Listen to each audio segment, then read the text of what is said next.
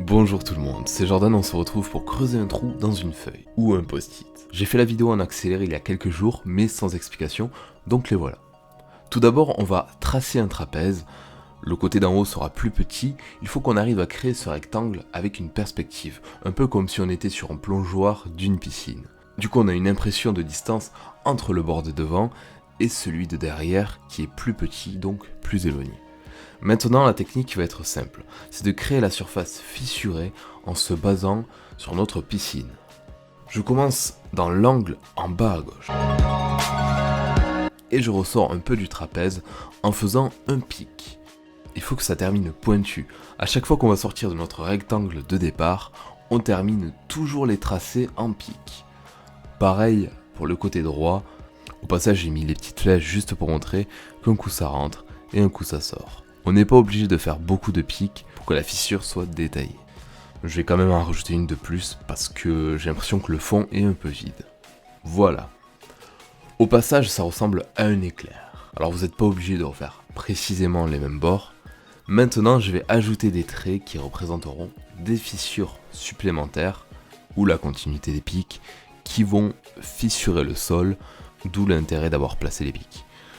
Quand un sol ou un mur se fissure, les écartements sont de plus en plus fins, plus on va s'éloigner de la crevasse principale. Là, ce sera pareil.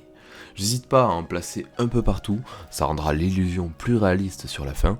Maintenant, ce qu'on va faire, c'est assez simple. On va s'occuper de l'intérieur des fissures en faisant leur extrémité. Et pour montrer que c'est profond, on va tracer les bords qui descendront tout droit vers le bas. On peut essayer d'être parallèle à la feuille. Et pour vous montrer ce que ça donne en 3D, j'incline la caméra et je continue de tracer les bords qui descendent en faisant mes tracés, donc toujours vers le bas. On remet la caméra de face et je continue. Pour donner des effets de texture, je vais rajouter d'autres traits mais plus fins, toujours sur les parois rocheuses ou terreuses, et ça redescend toujours en bas. Bon, là on n'a plus besoin de repères de base, donc on va gommer. Et on va créer l'ombre et le volume avec nos outils.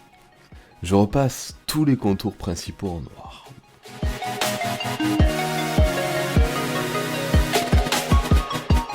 Voilà. Et je vais colorier l'intérieur du trou en gris pour donner une certaine profondeur de base. Si vous n'avez pas de feutre adapté, vous pouvez passer cette étape. Maintenant, je prends un crayon foncé, le plus noir possible. Donc pour moi, ça sera un pastel noir. Et je vais chercher à colorier le plus profond du trou en noir. Et au fur et à mesure qu'on remonte vers la surface, on dégrade, on appuie moins fort, et j'étale à mesure avec mon doigt ou une estompe pour rendre la texture plus uniforme. On utilise le même principe pour les crevasses contre les parois et les zones les plus basses.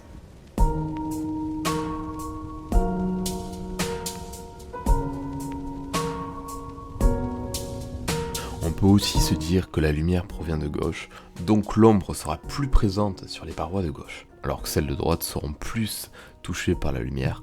Et dans ce principe, je vais les éclaircir avec un crayon blanc, du coup d'où l'utilité d'avoir colorié les zones au feutre gris en premier. Et pour clore cette affaire, on va mettre toutes les petites fissures en valeur avec un stylo noir. On les fait bien ressortir, même celles du fond qui sont plus discrètes quand même, vu qu'elles sont censées être de l'autre côté du trou, donc elles sont plus petites. Et ça y est, notre mini illusion anamorphique est terminée. La technique est très simple, n'hésitez pas à le tester chez vous si vous avez du post-it ou des feuilles. La semaine dernière, j'ai lancé le second défi selfie.